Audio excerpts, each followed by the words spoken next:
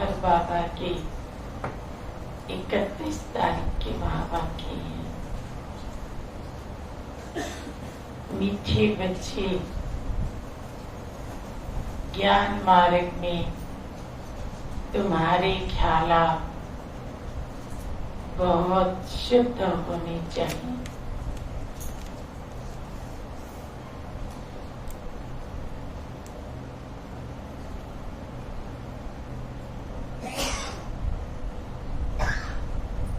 सच्ची कमाई में झूठ बोला,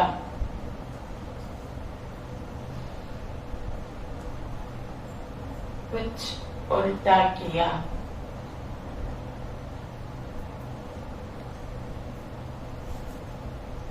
तो बहुत घाटा पड़ जाएगा।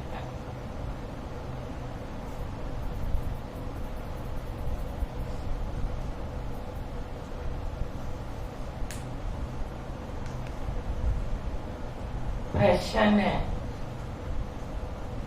जो तकदीरवान बच्चे ऊंच पद पाने वाले हैं, उनकी निशानी क्या होगी?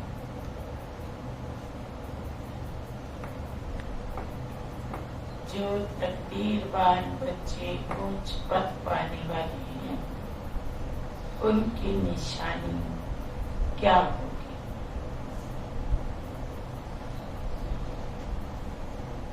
बाबा ने कई निशानियां बताई हैं। अपने से अपन मिलान करेंगे कि मेरे में उनमें से कितनी है। पहली बात बाबा ने बताई, उनसे कोई भी खराब काम नहीं होगा। खराब काम मतलब दृष्टि से खराब नहीं होगा, कान से खराब नहीं होगा, वाणी से खराब नहीं होगा, खान पान खराब नहीं होगा, कोई भी खराब काम नहीं होगा, किसी भी कर्मेंद्री से खराब काम नहीं होगा। दूसरा, यज्ञ की सेवा में हड्डी हड्डी लगाएंगे। यज्ञ की सेवा मिले तो अब सौभाग्य। हड्डी हड्डी, जितनी हड्डी लगाएंगे उतने फरिश्ते बनेंगे। तीसरा, उनमें कोई लोभ आदि नहीं होगा।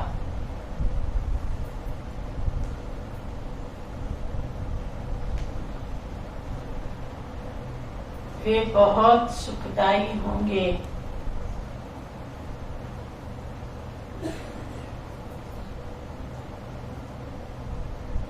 मुख से सदा ज्ञान रत्न निकालेंगे।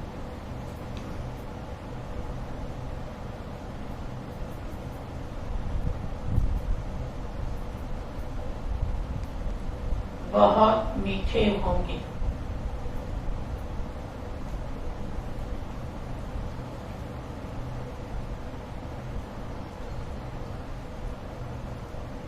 वे इस पुरानी दुनिया को जैसे देखते हुए भी नहीं देखेंगे।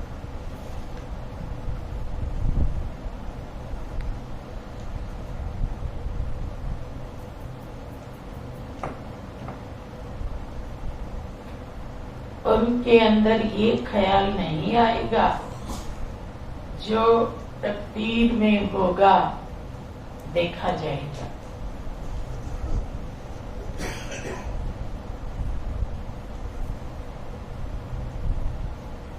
बाबा कहते ऐसे बच्चे किसी काम के नहीं।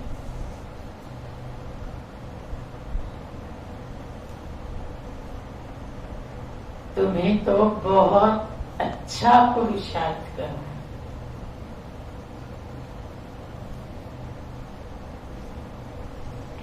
किस किस को सारी बातें याद हो गई? जरा हाथ खड़े करो। अच्छा, आधी बातें किस किस को याद हो गई? वो हाथ खड़े करो। हाँ, सुनाओ भाई, क्या सुना? कोई भी खराब काम नहीं होगा, जल्दी की सेवा करेंगे, हड्डी हड्डी लगाएंगे।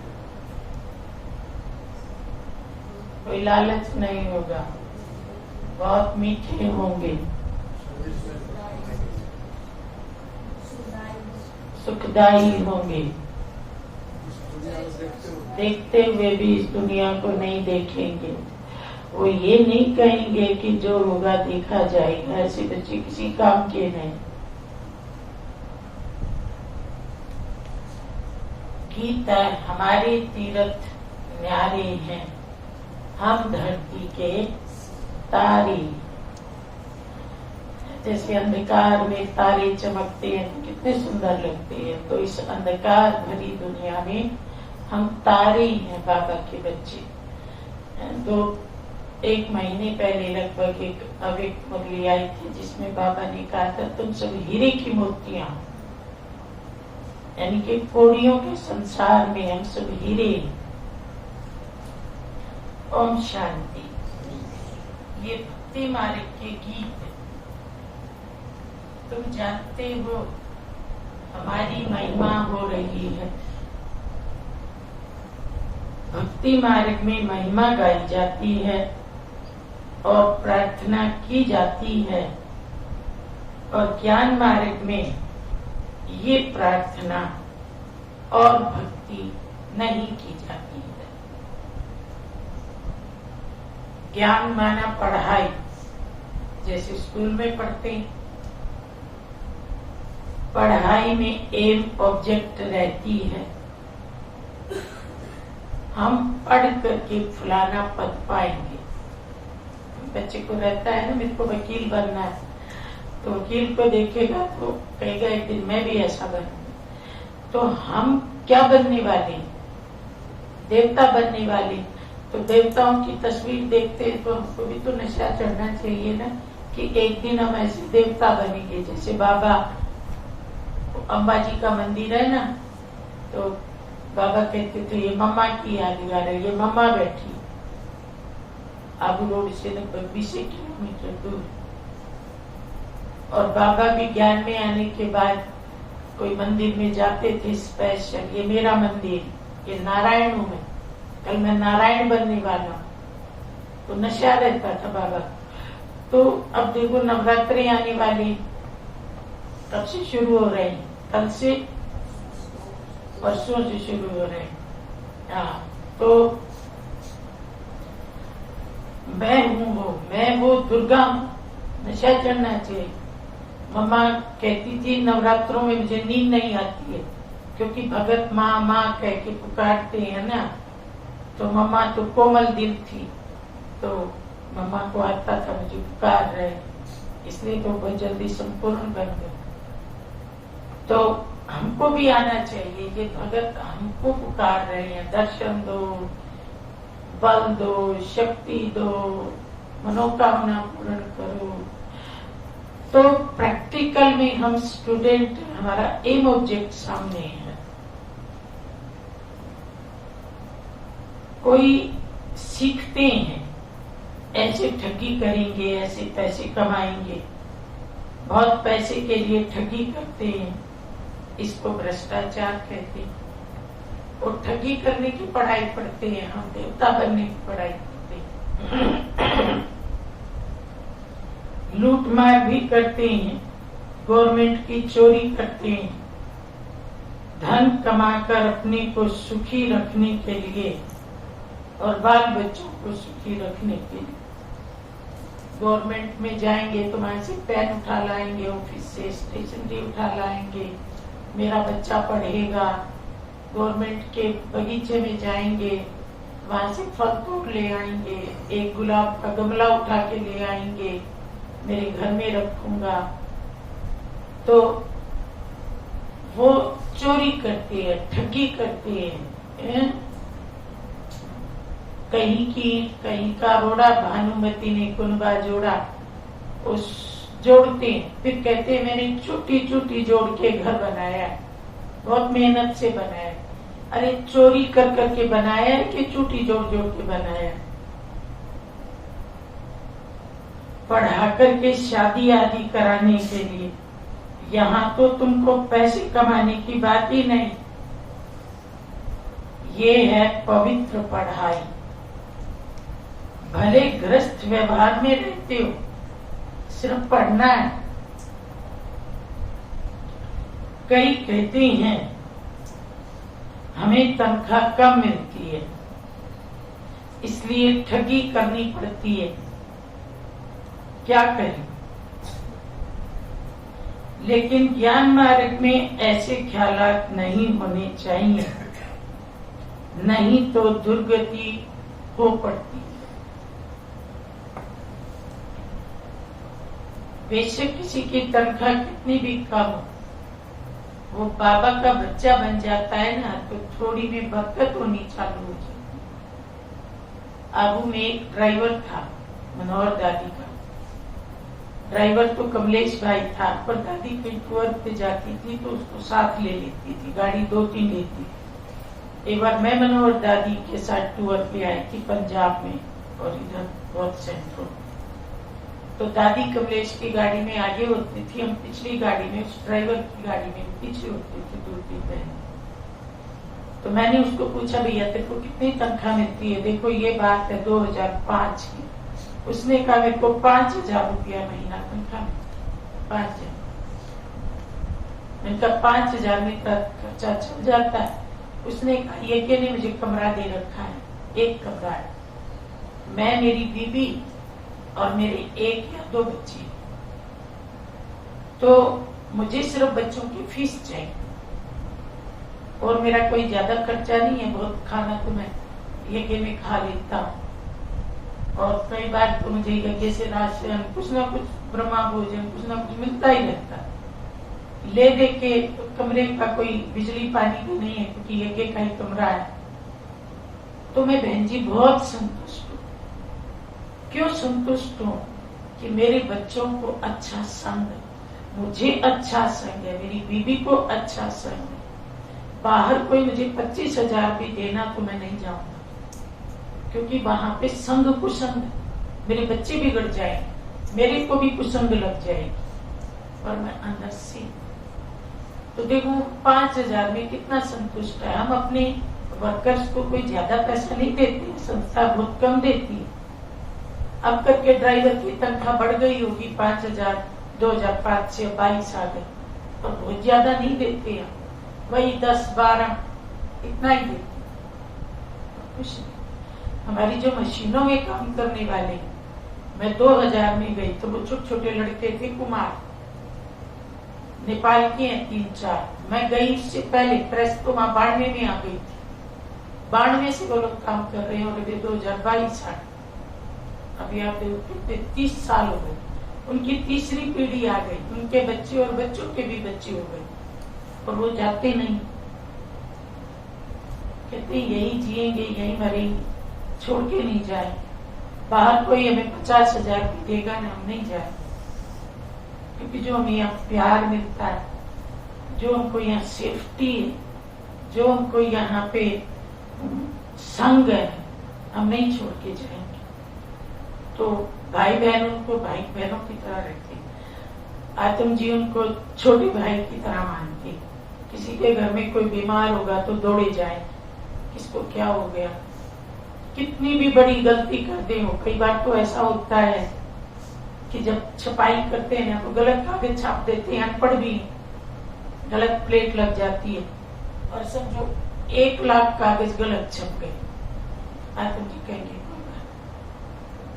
सब कहेंगे आत्म जी इनकी तनख्वाह काटो, कहेंगे नहीं नहीं, हमसे गलती हो जाती तो कोई बात। तो वो ऐसे हिले पड़े हैं, उन्हें कोई डांट नहीं मारता, कोई जोर से नहीं बोलता, कोई बोल भी दे तो झट कचहरी हो जाती, भैया तुमने बोला कैसे? हम तो उनको भैया भैया बोलते, और वो हम लोगों को इतना रिस्पेक्ट देते, दीदी इतने दिन से आपको देखा ही नहीं, दीदी एक बार तो दिख जाया करो, एक बार तो दिख जाए। तो वो तो घर के ऐसे मेंबर बने पड़े हैं, प्रेस उनके सहारे ही छोड़ी जाती है। तो दूर चली गई ना अभी, तो ये सब लोग यहाँ आ जाते हैं, वो वहां रहते हैं, सब संभाल करते हैं। तो बेशक तनख्वाह थोड़ी, लेकिन आदमी अगर अच्छे संग में है तो बहुत बरकत होती है, थोड़ी में भी बहुत बरकत होती है, बहुत खुश रहता है। और दुनिया में लोग करोड़ों कमाते हैं पर खुश नहीं रहते, संतुष्ट नहीं रहते, और ठगी गरीब नहीं अमीर ज्यादा करते। जिनकी लाख लाख तनख्वाह है वो भी गवर्नमेंट की चोरी करते। तो बाबा कहते ज्ञान मार्ग में तुमको कभी भी ऐसे ख्यालात नहीं करने, नहीं तो दुर्गति हो पड़ती है। यहाँ तो बहुत सच्चाई सफाई से बाप को याद करना पड़े तभी पद पा सकते हैं। स्टूडेंट की पढ़ाई के सिवाय और कोई बात बुद्धि में नहीं रहती है, नहीं तो हम भविष्य ऊंच पद कैसे पाएंगे। अगर उल्टा सुल्टा काम कर लिया तो फेल हो जाएंगे। घटना सुनी है ना, दादी भूरी दादी ने टोली बना के रखी। भूरी दादी किचन संभालती थी, एकदम वाइट थी, याद है? काला काजल डालती थी, आंखें दिखती थी चेहरे पे, छोटा चेहरा था। पांडव भवन में भोजन परोसती थी, थोड़ी थोड़ी थी और बाबा की बहुत अनन्य थी। तो भूरी दादी ने टोली बना करके रखी और जब थाली उठाने गई तो उसमें से 2-3 पीस गायब थे।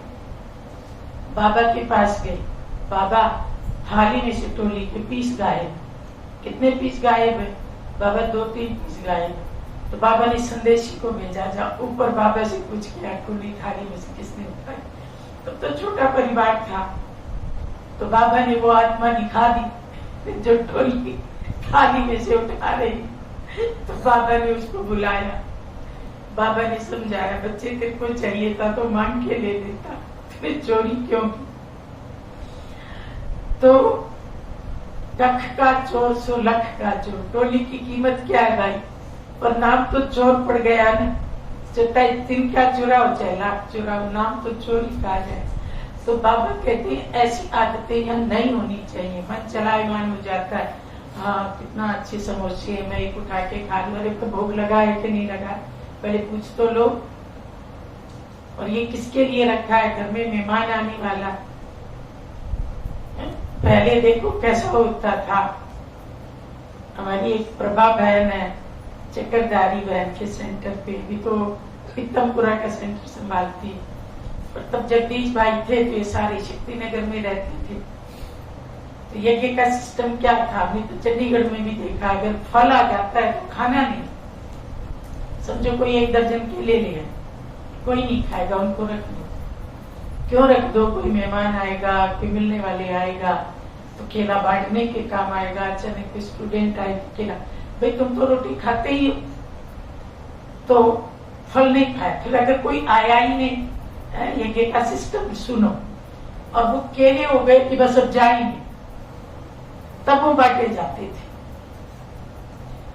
तो एक बार मुझे याद है, मैं बाला में गई तो एक भाई ने केले खरीदे, मैं साथ में थी। बहन जी को बढ़िया वाले केले खरीदे, चित्री वाले केले जल्दी चले जाते, वो 50 रुपए मिल रहे थे, वो नहीं खरीदे। एकदम फ्रेश हरे केले 75 रुपए मिल रहे थे, वो खरीदे। बहन जी को दे दिए, बहन जी ने रख दिए, कोई आएगा तो खिलाएंगे। 4 दिन बाद वो भाई गया तो अब वो वैसे ही हो गए थे। तो उसने कहा, बहन जी मैंने 75 रुपए क्यों खर्च किए, आपको ये 50 रुपए वैसे ही बना के खाने दे दो। पर भाई यज्ञ की मजबूरी है, हम बहनों की मजबूरी है। हमारा बड़ा घर, हमारे घर में कभी भी कोई भी आ सकते, हमें तो खिलाना पड़ेगा, तो चीज तो रखनी पड़ेगा। अब किसी का एक बच्चा हो, वो भी फ्रिज में चीज रखता है, बच्चा टॉफी मांग ले। हमारे तो लाखों बच्चे। मैं आबू से चलती हूँ ना, तो इतने बड़े बड़े बैग, कहते अरे भैया मेरी तो 4 साड़ियां हैं, कहती तुम बैग खोल के देखो, उसमें लोगों का ही सामान भरा हुआ, किसी में किताबें भरी हैं, किसी में टोली भरी। कोई ट्रेन में मिल जाता है, कोई ट्रेन से उतरते ही मिल जाता है, कोई कहीं मिल जाता है, कोई स्टेशन पे मिल जाता है। तो सबसे पहले टोली चाहिए, है ना? तो इसलिए तो मैं वो बात बता रही थी कि 2 केले आए, तो जगदीश भाई से मिलने के लिए आतम भाई और सत्यनारायण भाई कृष्णा नगर से शक्ति नगर जाने वाले थे, बताया उन्होंने। तो जगदीश भाई ने वो 2 केले रख दिए, जब आएंगे तो दोनों को एक एक खिला दूंगा। और प्रभा बहन ने उठा के उसमें से एक खा लिया। जगदीश भाई को पता पड़ा, बेचारी को बहुत डांट पड़ी। तूने केला बिना पूछे क्यों खाया, अकेले की कीमत कितनी। लेकिन ये कि ऐसे ही चला, ऐसे ही चलता है अभी भी। अभी तो पहले जैसी बात नहीं है, फिर भी भाई बहन बहुत हो गए, लेकिन फिर भी किफायत से चलना पड़ता है, सोचना पड़ता है। तो बाबा कहती हैं झूठ आदि बोलने से, कोई ऐसा काम करने से पद भ्रष्ट हो जाएगा, बहुत घाटा पड़ जाता है। यहाँ तो तुम आए हो भविष्य पदमपति बनने के लिए, तो यहाँ कोई भी डटी ख्यालात नहीं आने चाहिए। कोई चोरी आदि करते हैं तो केस चलता है, उसमें कोई छूट भी जाए, परंतु यहाँ तो धर्मराज से कोई छूट ना सके। पाप आत्मा को बहुत सजा खानी पड़ती है। दिल्ली में एक सरदार भाई रहते थे, धर्मराज की बात आई तो मुझे याद आ गया। सरदार जी की बहुत बड़ी कोठी थी, और जब बाबा दिल्ली में जाते थे, वो जो सरदारनी थी वो ज्ञान में चलती, तो कहती थी बाबा आप मेरी कोठी में ठहर जाओ। वह दो ही थे और कोई था नहीं। सरदार जी पक्के ज्ञान में नहीं थे, पर बाबा से उनका बहुत प्यार था, शुभ भावना थी, मददगार थे।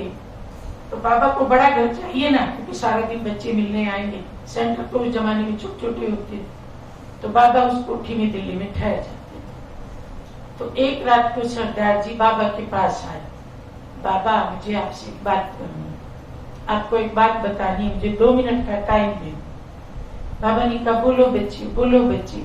बाबा मैं आपको बात बताऊंगा, पर आप मुझे मना मत करना। मैं आपको बात बताऊंगा, पर आप मुझे मना मत करना। ठीक है बच्चे आप बोलो। बाबा मैं हर तरह से अच्छा हूँ, बस मैं जब रात को सोता हूँ ना, तो 1 चम्मच यानी कि 1 घूंट शराब सोने से पहले पीता हूँ। बाबा ने कहा अरे बच्चे तो जहर है, अरे बच्चे शरीर तो मंदिर है, तू इसमें जहर डालता है, तू तो देवता बनने वाला है। उसने कहा बाबा मैंने कहा था ना मुझे मना मत करना। अब बाबा क्या, बाबा चुप हो, ठीक है बच्चे। थोड़े दिन के बाद सरदार जी ने शरीर छोड़ दिया। तो सरदारनी की बहुत भावना थी, वो मधुबन में भोग लगाने जाती, तो दिल्ली के एक सीनियर बहन उसको लेके मधुबन गई।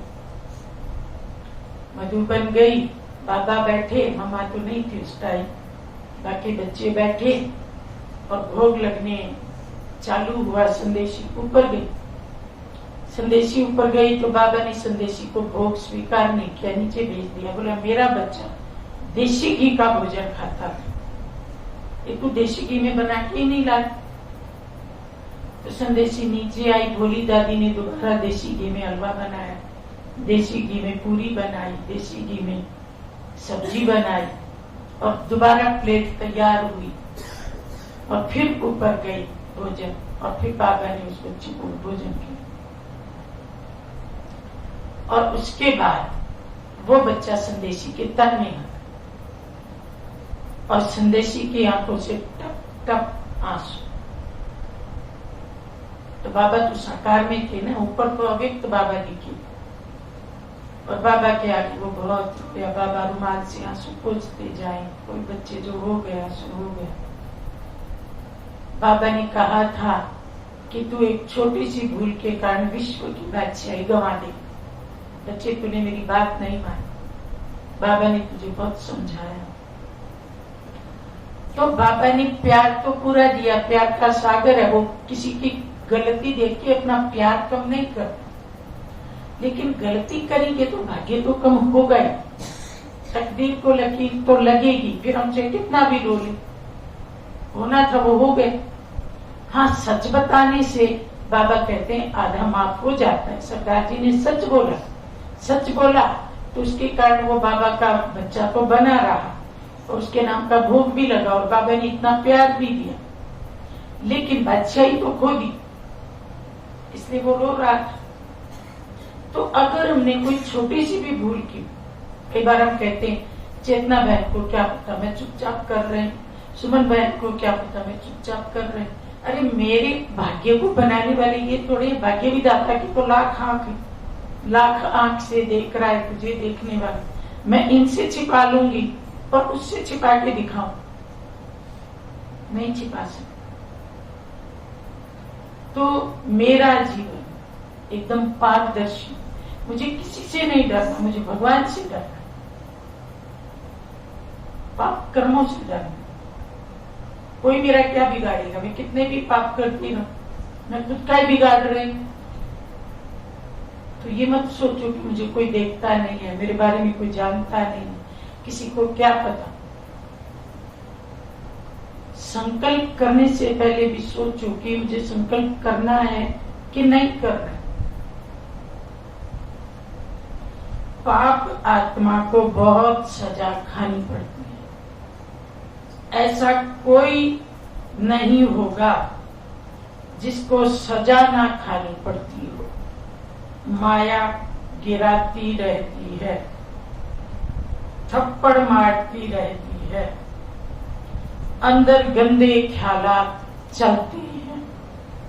यहाँ से कुछ पैसा उठाएं, चीज उठाएं, पैसा उठाएं, वस्तु उठाएं, पता नहीं ठहर सके या नहीं ठहर सके, कुछ इकट्ठा करके रखें। अब ये ईश्वरीय दरबार है। राइट हैंड फिर धर्मराज भी है, उनकी सजाएं तो 100 गुना ज्यादा है। नए नए बच्चों को शायद मालूम ना भी हो, इसलिए बाबा सावधान करते हैं। अंदर रहने वाले, अब मधुबन में भी बहुत अंदर समर्पित हुए पड़े। मधुबन में तो कोई ताला लगता ही नहीं, सब खुला पड़ा। अब कोई मधुबन में ही ऐसा सोच ले, मान लो कि भाई कल को मैं चल पाऊं ना पाऊं, मैं कुछ यहाँ से चीज चोरी कर लूं, फिर ठीक कर लूं, कितना भयंकर पाप बनेगा उसका। भगवान के घर में देना है कि भगवान के घर से लेना? देना है, हड्डी हड्डी देनी, श्वास श्वास देना है, अपने पेट का काट के भी लगाना। तो बाबा कहते हैं, बहुत बच्चे लिखते हैं, बाबा आपका फरमान कि गृहस्थ व्यवहार में रहते मुझे याद करो, श्रीमत के बिना कोई भी काम नहीं करो। परंतु हमको तो व्यवहार में बहुत कुछ करना पड़ता है। अभी किसी परिवार वाले ने बाबा से कहा, नहीं तो हम गुजारा कैसे करें, इतने थोड़े रुपए से इतनी भांति, यानी कि परिवार के सदस्य कैसे चल सकेंगे, भूखा रहना पड़े। इसलिए व्यापारी लोग धर्माओं भी कुछ निकालते रहते हैं, समझते हैं जो कुछ हमारे से पाप होते हैं वे मिट जाए, हम धर्मात्मा बन जाए। धर्मात्मा पुरुष से बहुत पाप नहीं होता, क्योंकि धर्मात्मा पाप से बहुत डरते हैं। ऐसे भी बहुत होते हैं जो कभी धंधे में झूठ नहीं बोलते, एकदम दाम फिक्स रखते हैं। कलकत्ते में एक बर्तन बेचने वाला था, सबके दाम बोर्ड पर लिख देता था, फिर कुछ भी कम नहीं करता था। कोई तो बहुत झूठ बोलते हैं, ये तो ज्ञान की पढ़ाई है, तुम पढ़ते हो भविष्य 21 जन्मों के। तो बाबा को हर बात में सच बताना है। देखो धंधा भी ईमानदारी से हो सकता है, पर बहुत ताकत चाहिए। जब हमें ताकत नहीं होती है तब हम बहाने बनाते। बाबा ने बर्तन वाले का उदाहरण देखे ना, डायरेक्ट नहीं कहा, लेकिन उदाहरण देके बाबा ने अपनी तरफ से अपना मत क्लियर कर दिया कि चाहो तो आप ईमानदारी से सब कुछ कर सकते। इतना दृढ़ संकल्प हो श्रीमत पर चलने का, इतना मनोबल तो हो सकता।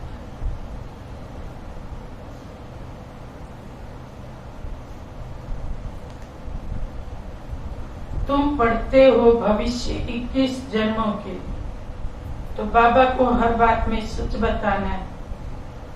ऐसे नहीं, परमात्मा सब कुछ जानते हैं। बाप कहते हैं पढ़ेंगे तो उच्च पद पाएंगे, नहीं तो जहन्नुम में यानी कि नरक में चले जाएंगे। जहन्नुम नरक को बोलते, ये उर्दू का शब्द। हम थोड़े ही बैठ देखेंगे कि तुम क्या क्या पाप करते हो। जानता तो सब कुछ बताता ही नहीं तो समा लेता है। सागर है ना, सब समा लेता है। जो कुछ करते हो अपने लिए अपना ही पद भ्रष्ट करते हो। नाम तो है पापात्मा पुण्य आत्मा। बाप आकर के पुण्य आत्मा बनाते हैं तो कोई पाप नहीं होना चाहिए। बच्चों के लिए तो पाप का 100 गुना दंड हो जाए, बड़ा घाटा होता है।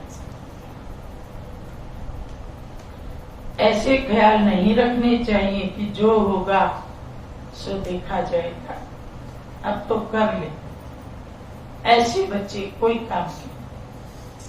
सुना ये कहने वाले क्या कहने वाले,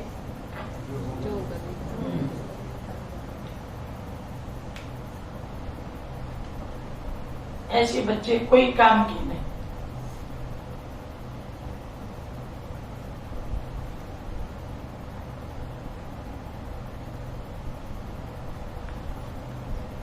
इस पुरानी दुनिया को बिल्कुल भूल जाना है।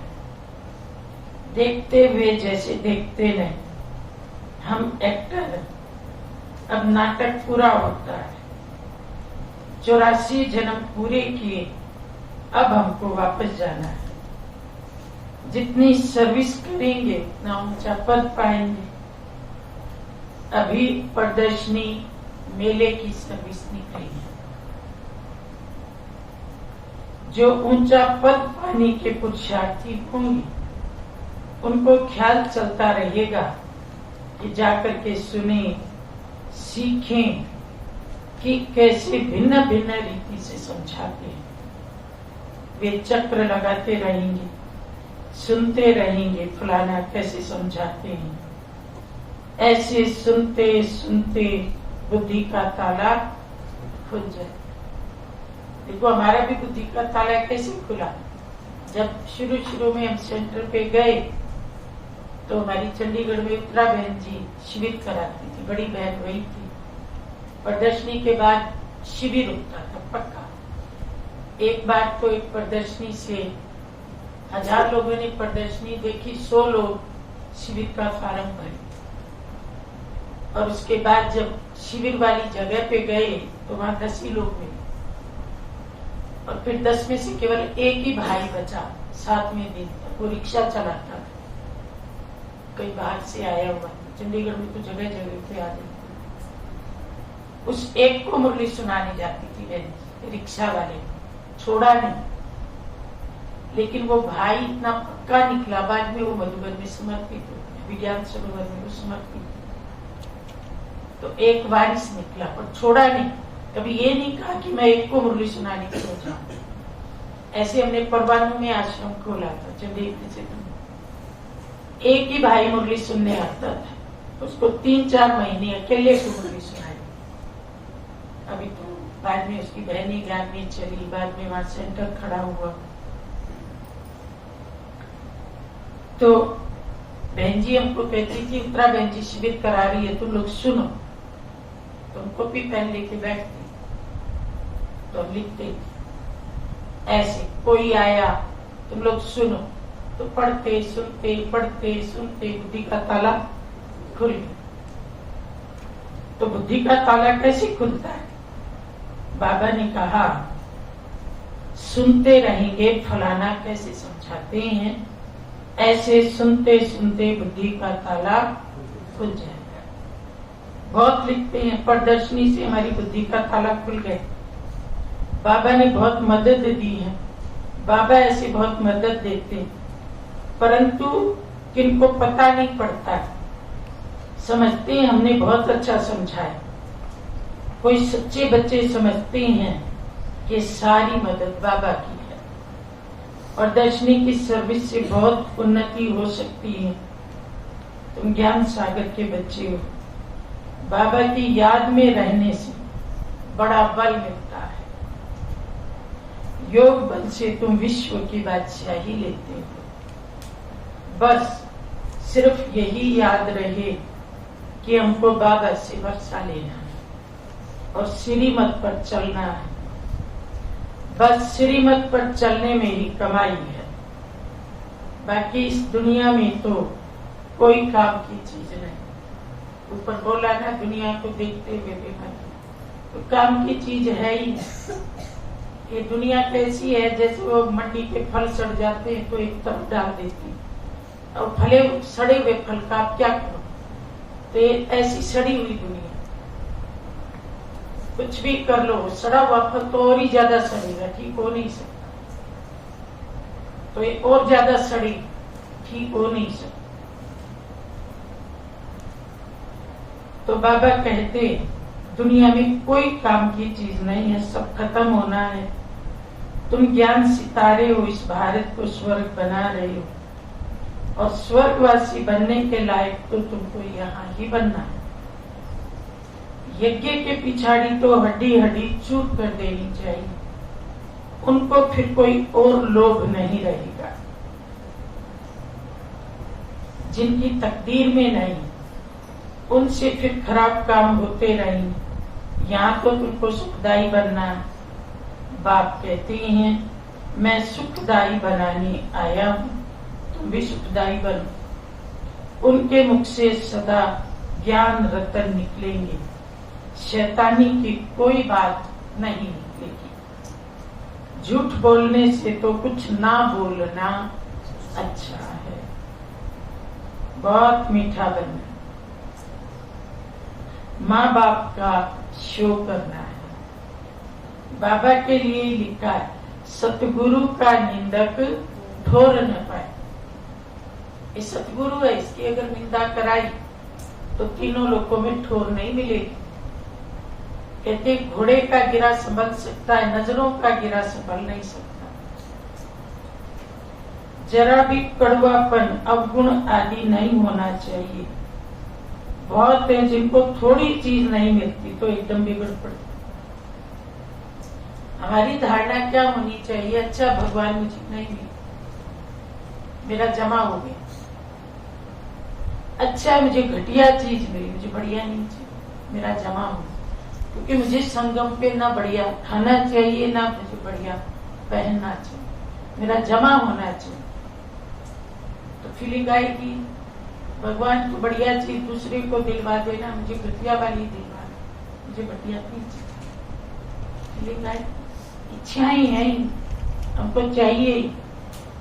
चीज मिल भी जाएगी तो क्या करेंगे, पेट को 2 रोटी चाहिए, 2 कपड़ा चाहिए, पड़ी रहेगी, इस काम तो आनी नहीं। कईयों को थोड़ी चीज मिलती है तो बिगड़ पड़ती, ये हमारी नेचर नहीं होनी चाहिए। लेकिन बच्चों को परीक्षा समझ शांत रहना चाहिए। आगे बड़े बड़े ऋषि मुनि कहते थे हम ईश्वर को नहीं जानते। अब अगर ये लोग सन्यासी आदि ऐसे कहें तो कोई इनको माने समझेंगे। जो खुद ही ईश्वर को नहीं जानते वे आपको रास्ता क्या बताएंगे। आजकल 1-2 के गुरु बहुत बन गए। हिंदू नारी का पति भी गुरु है, ईश्वर। गुरु तो सदगति देंगे या पतित बनाए। अब तुम जानते हो जो भी सब सजनियां हैं उनका गुरु अथवा साजन एक ही। साजन माना सजाने वाला। तो देखो दुनिया में भी लड़की कहती है भाई साजन के घर जाना है तो सजो पियर बेटी गुदड़ लपेटी, ऐसे बोलते थे पहले। आज तो कहावत ही पुरानी हो गई। तो सबसे बड़ा साजन है शिव बाबा जो सजनियों को सजाता है। हमारा देखो आंख भी सजा दी, माथा भी सजा दिया, ये भी सजा दिया, मुंह भी। हमको क्या बोलना आता था, बाबा ने बोलना सिखा दिया। क्या देखना आता, देखना सिखा दिया, चलना सिखा दिया। तो साजन है तो रोज सजाता है, रोज हमारा सुबह सुबह श्रृंगार करता है। गुरु अथवा साजन एक ही। माता पिता बाप दादा सब कुछ वही। वे लोग फिर पति के लिए ये अक्षर कह देते हैं। अब यहाँ तो वह बात नहीं है। यहाँ तो तुम आत्माओं को परम पिता परमात्मा पढ़ाते हो। आत्मा इतनी छोटी है जिसमें 84 जन्मों का पाठ नोंदा हुआ है। परमात्मा भी छोटा स्टार, उसमें भी सारा पाठ नोंदा हुआ है। मनुष्य समझते हैं परमात्मा सर्वशक्तिमान, सब कुछ कर सकता है। परम पिता परमात्मा कहते हैं ऐसी कोई बात नहीं है, ड्रामा अनुसार मेरा भी पाठ। तो देखो कहाँ अपने कोई लेबल लगाने देता है कि मैं सर्वशक्तिमान, कहता नहीं मेरा भी पाठ। तो बाबा ने कभी महिमा भगवान ने नहीं स्वीकार की, ब्रह्मा ने नहीं स्वीकार की, हमारी दादियों ने स्वीकार नहीं की। हमारी दादी जान की जब 2007 में यहाँ की चीफ बनी, उसके बाद लंदन गई तो लंदन वालों ने बहुत स्वागत किया, भाई चीफ बन के आई है। तो ऐसे मंच पे सब बैठे थे, वो मंदा बहन है लंदन की, वो दादी का परिचय देने लगी। दादी ने लंदन में पहले ग्लोबल हाउस बनाया, फिर रिट्रीट सेंटर। तो दादी ने बीच में ही रोक दिया, नहीं नहीं ऐसे नहीं बोलना, मैंने कुछ नहीं किया, ऐसे मत बोलो। उसको बीच में ही रोक। अब हमारी दादियां कहाँ महिमा स्वीकार करण करावन बाबा में। तो फिर हमारी दादियों ने नहीं स्वीकार किया तो हम भैया क्या, हमने तो कुछ भी नहीं किया। सच पूछो, बाबा समझाते हैं तुम सब आत्माएं आपस में भाई भाई। आत्मा अपने भाई के शरीर का खून कैसे करेगी? हम सब आत्माओं को बाप से वसा लेना है, मेल हो फीमेल हो, ये भी दे अभिमान छोड़ना है। शिव बाबा कितना मीठा, कितना मीठा, बहुत मीठा, इतना रसीला है। उसका रस पीते रहो, ना भूख लगे ना प्यास लगे ना नींद आए, बहुत रसीला, कितना मीठा। एक मुरली में बाबा ने कहा था मैं मिठास का पहाड़ हूं। एक मुरली में बाबा ने कहा था मियाँ मिठू तो मैं ही हूं, मतलब मीठे से मीठा मैं ही। तो हम भी शिव बाबा के बच्चे हैं, भाई भाई हैं। तो हमको कभी भी आपस में लड़ना झगड़ना। मैं दादी प्रकाश मणि कहती थी हार मनी माना हार मानी। थोड़ा क्लैश होता है ना, बोलो अच्छा जी मेरी बात, हार मान लो, हारमोनी हो जाए। क्या जाता है ये कहने में भैया मेरी गलती, फैसला तो ऊपर वाले नहीं करना। और अभी तो मैं फैसला कर दूं जज बन के। बाप इतना मीठा और बच्चे लड़ते झगड़ते रहे। इस समय मनुष्यों में आत्मा का ज्ञान नहीं है। हम आत्मा परमात्मा के संतान, फिर लड़े क्यों? मनुष्य तो सिर्फ कहने मात्र कह देते हैं, तुम तो प्रैक्टिकल में। एक बार मैं ट्रेन में सफर कर रही थी, तो ट्रेन में आगे की तरफ अटैची रखते हैं ना, तो लोगों को लगता है सेफ्टी रहेगी। बिल्कुल गैलरी में रखते हैं तो सेफ्टी कम हो। तो एक बंगाली परिवार बैठा था, मैं गई तो सीट तो मेरी नीचे वाली थी, उसकी अटैची आगे रखी जाती है, नियम ऐसा होता है। उसने बोला मैं अपनी अटैची यहाँ, मैंने कहा भैया रख ली, मेरी बिल्कुल कॉर्नर पे रख दे। मेरी अटैची को तो चोर हाथ लगाएगा ही नहीं, मुझे पता है। और हाथ लगा भी दिया तो माथा पीटेगा, वापस रख के जाएगा, सिवाय सफेद कपड़ों की, वो भी साड़ियां उसकी किसी काम की।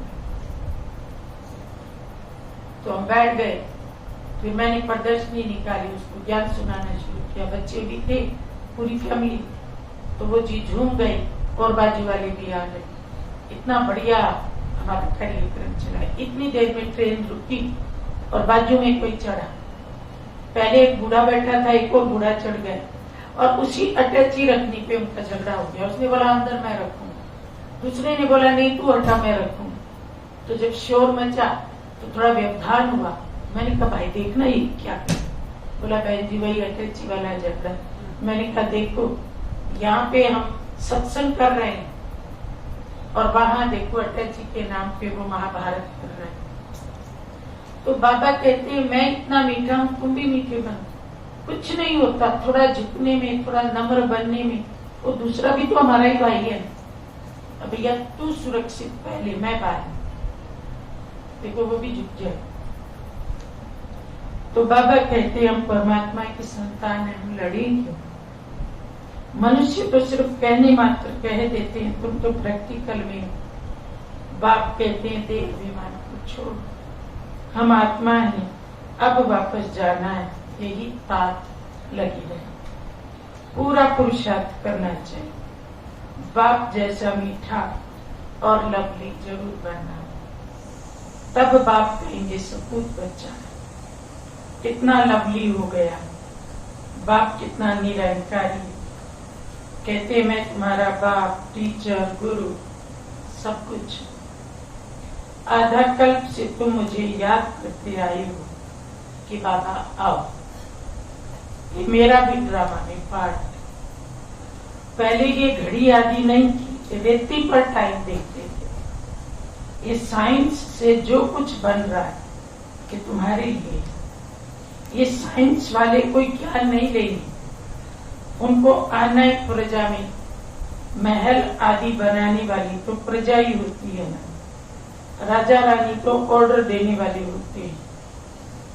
तो ये कोई गुम नहीं हो जाएंगे, ये बहुत होशियार हो रहे हैं।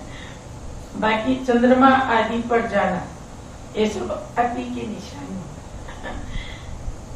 साइंस भी दुख देने वाली हो गई, वहां सुख की चीजें रहती हैं, ये बाकी है थोड़े समय के लिए। टू मच में जाते हैं तो विनाश हो जाता है, बाकी सुख तो तुम भोगेंगे।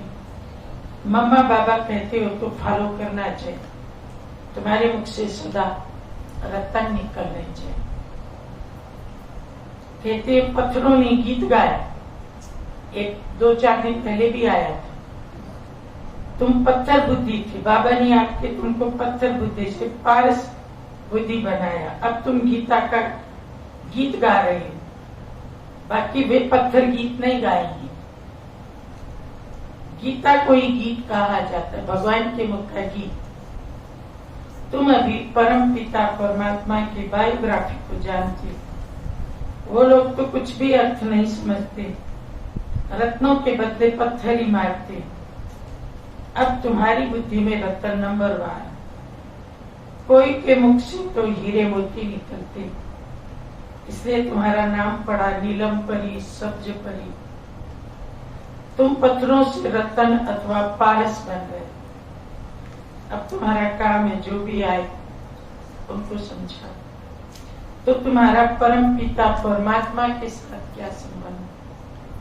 जब तक इस बात का एक्यूरेट जवाब नहीं लिख कर दें, तब तक बाबा को मिलना भी फालतू है।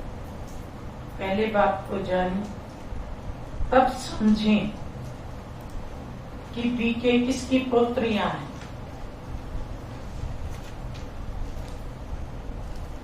बड़ी ऊंची मंजिल,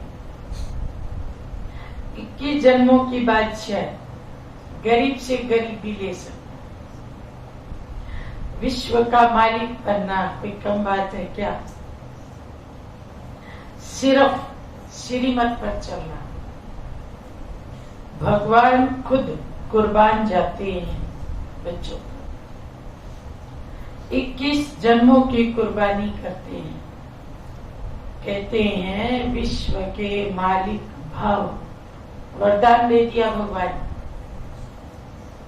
जरूर बच्चों के मुख से रतन ही निकलते हैं, तभी तो भविष्य में पूजनीय देवता बनते। अच्छा, मीठे मीठे सिलते बच्चों प्रति माता पिता बाप दादा का यार प्यार और गुड मॉर्निंग। रूहानी बाप की रूहानी बच्चों को नमस्ते। हम रूहानी बच्चों की रूहानी माता पिता बाप दादा को याद प्यार और नमस्ते, गुड मॉर्निंग। अब है जी धारणा के लिए मुख्य साथ। पॉइंट नंबर 1, मीठा बन माँ बाप का शो करना है।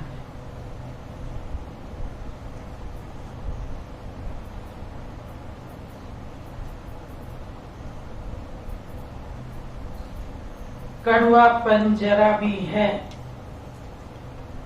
तो उसे निकाल देना है।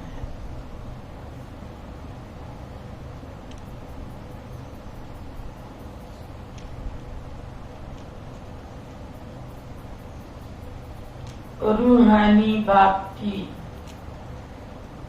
बाप जैसा मीठा लवली जरूर बनना है।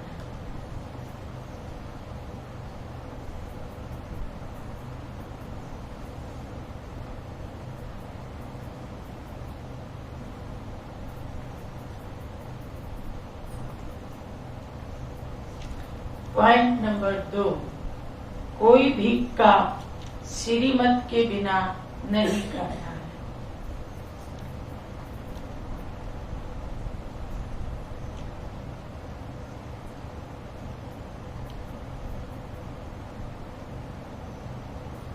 श्रीमत में ही सच्ची कमाई है।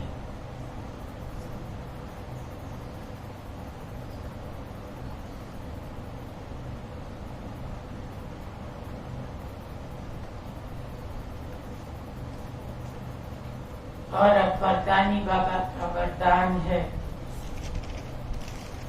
नॉलेजफुल बन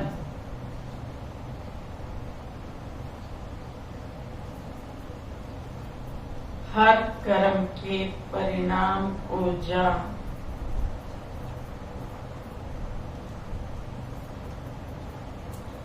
कर्म करने वाले मास्टर त्रिकालदर्शी भव। किसको याद हो गया?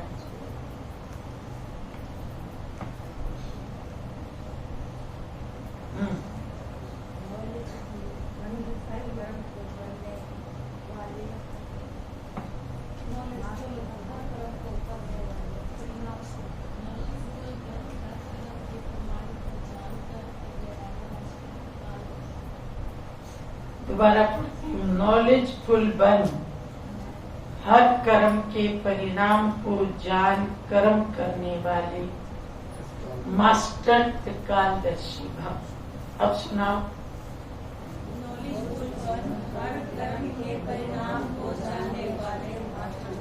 जान कर कर्म करने वाले मास्टर त्रिकालदर्शी भव। अच्छा, अभी सभी बोलना। त्रिकालदर्शी बच्चे हर कर्म के परिणाम को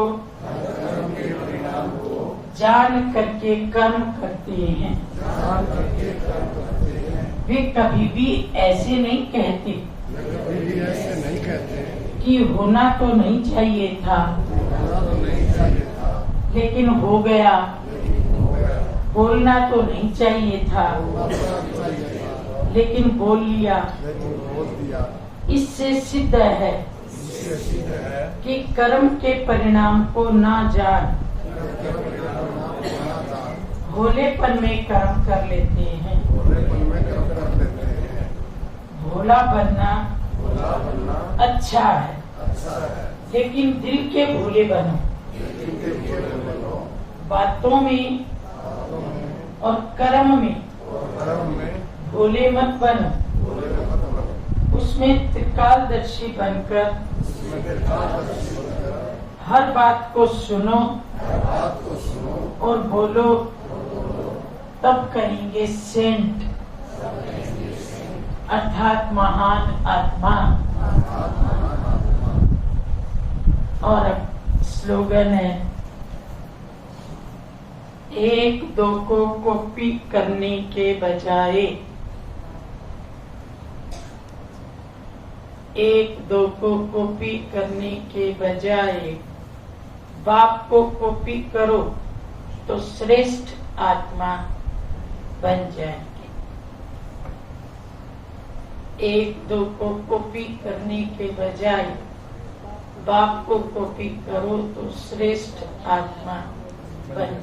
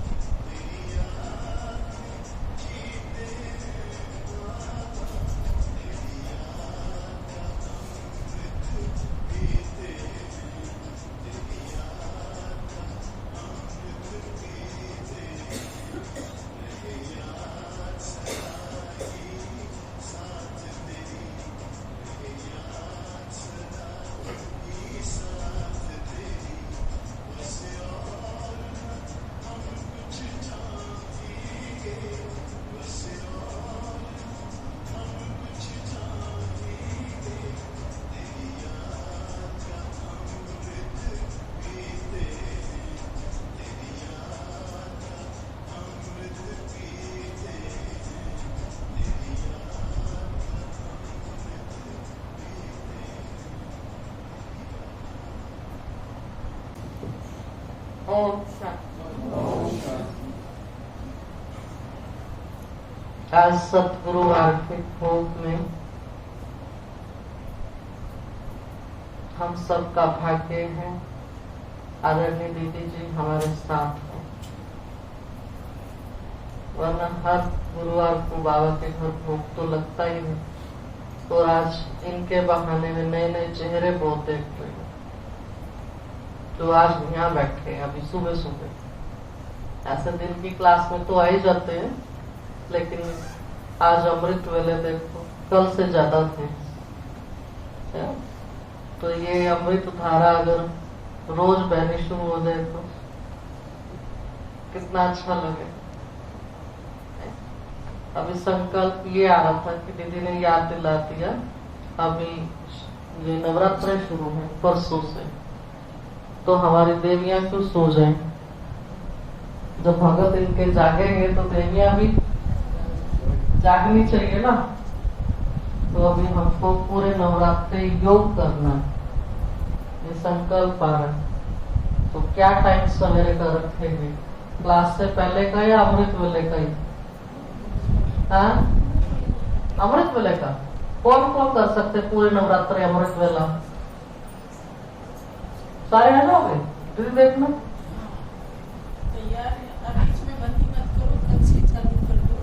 पूरे उमंग के साथ नवरात्रों में हमने योग करके अपने अपने भक्तों को सकाश देना, क्योंकि आप सारे इष्ट देव देवियां सबके भगत है, तो उनको संतुष्ट तो करना पड़ेगा। जैसे दीदी ने भी बताया, वंडरफुल बात आज ध्यान गया कि मम्मा इतने जल्दी क्यों संपूर्ण बन गए, क्योंकि उन्होंने अपने भक्तों की मुराद जल्दी जल्दी साथ के साथ पूरी, माना भगत भी नहीं जाने देते, है ना।